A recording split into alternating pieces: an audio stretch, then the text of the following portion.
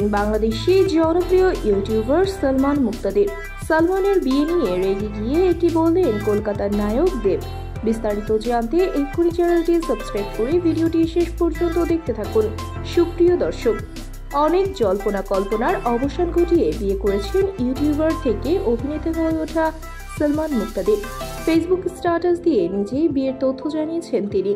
জানা গেছে রোববার 30 এপ্রিল বিয়ে করেছেন সালমান, তবে বিয়ের বিস্তারিত কিছু জানাননি তিনি। মঙ্গলবার ফেসবুকে দেওয়া স্ট্যাটাসে স্ত্রীর সঙ্গে কয়েকটি ছবি প্রকাশ করেছেন সালমান। ক্যাপশনে লিখেছেন, বাকিটা জীবনের জন্য আমার প্রিয় স্ত্রী। সালমানের এমন পোস্টের পর সামাজিক যোগাযোগ মাধ্যমে প্রতিক্রিয়া ছড়িয়ে পড়ে। অনেকেই ধারণা করছিলেন সালমান হয়তো প্র্যাঙ্ক করছেন, কিন্তু গতকাল রাতে বিষয়টি ক্লিয়ার করেন সালমান নিজেই। তিনি ফেসবুক স্টোরিতে লেখেন, আলহামদুলিল্লাহ, আমাদের বিয়েটা সত্যি। আমার বাড়ির পাশের মসজিদে আমি এবং আমার স্ত্রী বিয়ে করেছি। নতুন পরিবার ও সম্পর্কের শুরু নিয়ে আমরা এখন খুবই ব্যস্ত। সবশেষে সালমান মুক্তাদির লেখেন, আমি এখন ভালো স্বামী হওয়ার চেষ্টা করব। এদিকে ফেসবুকে সালমানের স্ত্রীর ছবি প্রকাশের পর থেকে আরও একটি বিষয় নিয়ে মেতেছে নেটিজেনরা। অনেকেই দাবি করছেন তার স্ত্রী ডিভোর্সি ও 2 সন্তানের মা। আমরাও খবর নিয়ে ঘটনার সত্যতা পেয়েছি। জানা গেছে সালমানের স্ত্রীর নাম দিশা ইসলাম। 2011 সালে দিশার প্রথম বিয়ে হয়েছিল। এরপর দিশার ঘরে আসে প্রথম সন্তান।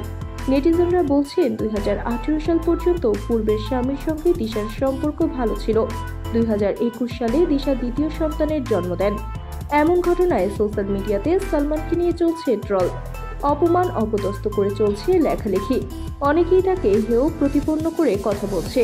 এইসব দেখে বিরক্ত হয়েছে সমাজের সচেতন নাগরিকরা। প্রতিবাদ জানিয়েছেন অনেকেই। সালমানকে সাপোর্ট করেছেন অনেক নামি দামি সেলিব্রিটিরা।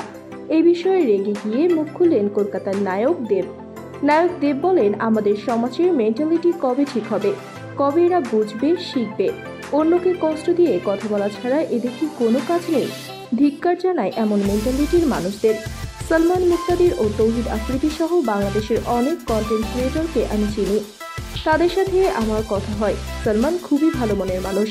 সে সবসময় ভিন্নতম কিছু করতে পছন্দ করে। সে সমাজকে সবসময় তার কাজের মাধ্যমে মেসেজ দিতে চায়। সে চাইলেই একজন যে কোনো তরুণীকে বিয়ে করতে পারত, কিন্তু সেটা করেনি। সে একজন ডিভোর্সিকে বিয়ে করে ভালো স্বামী হওয়ার চেষ্টা করেছে। আমি সালমানের জন্য শুভকামনা জানাই, অভিনন্দন জানাই তার এমন কাজে। তো প্রিয় দর্শক, সালমান মুক্তাদিরকে আপনারা সাপোর্ট করেন। সাপোর্ট করলে কমেন্টে জানিয়ে দিন। সংবাদটি লাইক ও শেয়ার করে সবাইকে জানিয়ে দিন। এই চ্যানেলে প্রথমবার হলে এক্ষুনি সাবস্ক্রাইব করুন। ধন্যবাদ সবাইকে।